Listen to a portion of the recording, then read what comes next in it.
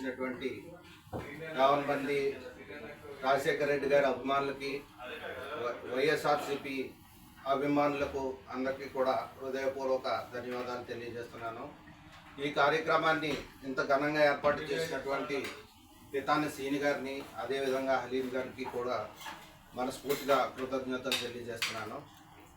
ముఖ్యంగా మన వైఎస్ రాజశేఖర రెడ్డి గారు 1949 జూలై 8వ తేదీన వైఎస్ రాజారెడ్డి గారు జయమ్మ పుణ్య దంపతులకు జన్మించారు.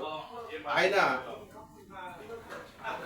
వైద్య వృత్తిని అభ్యసించి రూపాయి డాక్టర్గా ఆయన ప్రజలకి సేవ ప్రారంభించినటువంటి వైఎస్ రాజశేఖర రెడ్డి గారు ఆయనకి రాజకీయాల పట్ల ఉన్న శ్రద్ధతో ఆయన 6 సార్లు ఎమ్మెల్యేగా, 4 సార్లు ఎంపీగా, 3 సార్లు మంత్రిగా, 2 సార్లు ముఖ్యమంత్రిగా చేసినటువంటి ఘనత ఆయనకు ఓటమి లేని నేత మన వైఎస్ రాజశేఖర రెడ్డి గారు. ఆయన ముఖ్యమంత్రిగా మొట్టమొదటి సంతకం అనేది ఆయనే పెట్టి మొట్టమొదటి సంతకంలో ఉచిత విద్యుత్ అనే కార్యక్రమాన్ని చేపట్టినటువంటి మహానేత మన వైఎస్ రాజశేఖర రెడ్డి గారు. అదేవిధంగా పేద విద్యార్థులు, విద్య ఉంటేనే అభివృద్ధి, అది గ్రహించి పేద విద్యార్థులకు ఫీజు రీఎంబర్స్మెంట్ అనే కార్యక్రమం, అదేవిధంగా పేదలకు ఉచిత ఫ్రీ అంబులెన్స్, అనేక కార్యక్రమాలు చేపట్టినటువంటి మన వైఎస్ రాజశేఖర రెడ్డి గారు ఆయన భౌతికంగా మరణించిన మన పేద ప్రజల హృదయాల్లో ఎప్పుడూ ఆయన చిరస్మరణీయుడు. అదేవిధంగా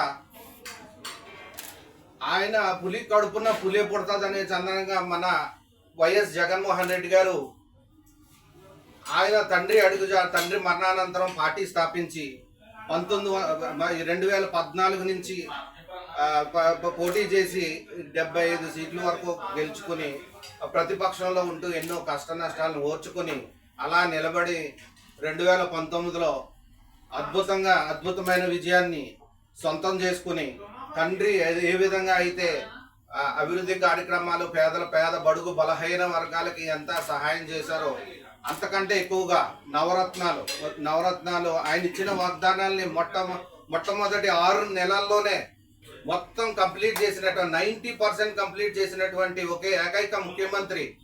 కరోనా వంటి కష్టకాలంలో కూడా ఎంతో ప్రభుత్వంలో వాలంటీర్ వ్యవస్థ అనేది, సచివాలయ వ్యవస్థ అనేది చక్కగా పనిచేసి ఏ విధమైన వ్యక్తికి ఏ ప్రజలకి కూడా, పేద ప్రజలకి ఏమి కష్టం కలిగించకుండా ఆయన చేసిన వ్యవస్థలు కానీ, ఆ కరోనా టైంలో ఆయన చేసిన సేవ కానీ ఎంతో మన రాష్ట్ర ప్రజలకు ఉపయోగపడిందని ఈ సందర్భంగా తెలియజేస్తున్నాను. అదేవిధంగా జగన్మోహన్ రెడ్డి గారు ఏ రోజు కూడా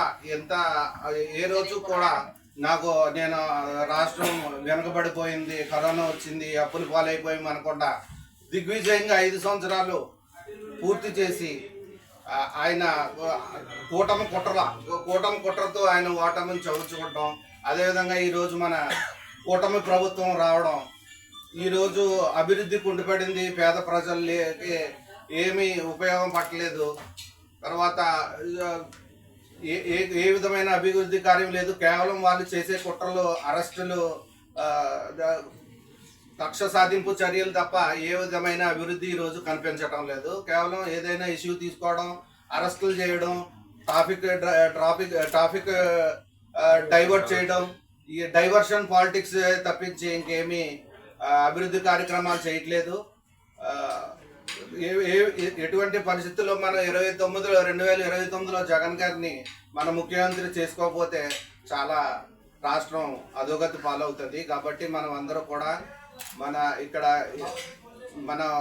అందరూ కూడా మన రాష్ట్రంలో మనం అందరూ కృషి చేసి మీ నియోజకవర్గాల్లో కృషి చేసి మన జగన్మోహన్ రెడ్డి గారిని మళ్ళా 2029లో అత్యధిక మెజార్టీతో మనం గెలిపించుకోవాల్సిన అవసరం ఎంతైనా ఉంది.